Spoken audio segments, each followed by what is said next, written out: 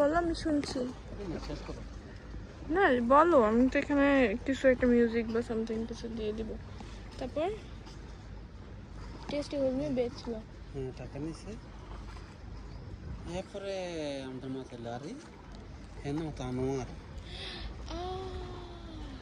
এরপরে কইতেছে যে এটা আমার কোম্পানি।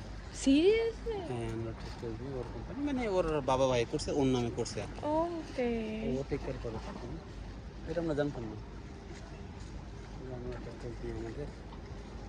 পরে তোমরা অনেক হাসছো না? হ্যাঁ, আমরা মজা পাইছি, ভালো কথা। সারা রাত মনে করো যে স্বাভাবিকভাবে গেছি টেছি। হুম। ওটা থামিয়েছে ইয়েতে